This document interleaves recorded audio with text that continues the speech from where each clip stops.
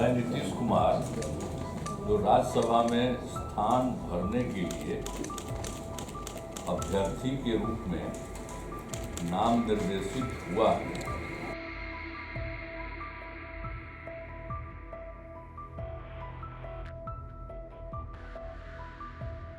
बिहार की राजनीति में एक युग का अंत हो रहा है और नए दौर की शुरुआत चल रही है।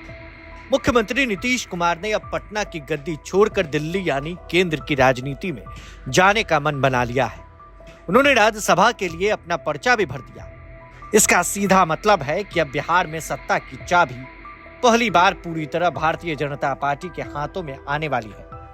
मौजूदा स्थिति में सबसे बड़ा सवाल यह है कि बिहार का अगला मुख्यमंत्री कौन होगा। बीजेपी अपने चौंकाने वाले फैसलों के लिए जानी जाती है। इस बार जो नाम चर्चा में है उन्होंने सबको हैरान कर दिया है। सीएम की इस रेस में 4 दिग्गज नेताओं के नाम सबसे आगे चल रहे हैं। सम्राट चौधरी, दिलीप जायसवाल, नित्यानंद राय और संजीव चौरसिया। ये चारों नेता ओबीसी समुदाय से आते हैं। बिहार की राजनीति में जाति फैक्टर हमेशा से हावी रहा है। सम्राट चौधरी कोयरी समाज से आते हैं। इनका राज्य में बड़ा वोट बैंक है। नित्यानंद राय यादव समुदाय से आते हैं।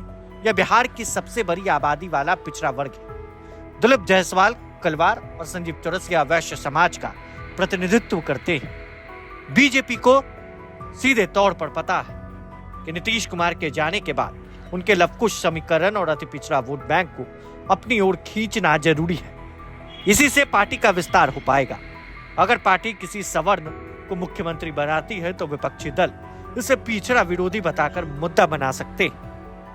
इसलिए बीजेपी अपनी सवर्ण पार्टी बनाने वाली छवि को तोड़कर पिछड़ों और अति पिछड़ों के बीच अपनी पैठ मजबूत करना चाहती है। नीतीश कुमार के रहते बीजेपी को कभी भी पिछड़ा वर्ग के नेतृत्व की चिंता नहीं करनी पड़ी, क्योंकि नीतीश खुद ओबीसी का बड़ा चेहरा थे। अब उनके जाने के बाद बीजेपी को एक ऐसा चेहरा चाहिए जो नीतीश की कमी को पूरा कर सके और आने वाले चुनाव में एनडीए के समीकरण को अटूट बनाए रखे। ऐसे में देखना दिलचस्प होगा कि बीजेपी इन 4 नामों में से किसे ताज पहनाती है या फिर हमेशा की तरह कोई 5वां सरप्राइज नाम सामने आ जाएगा।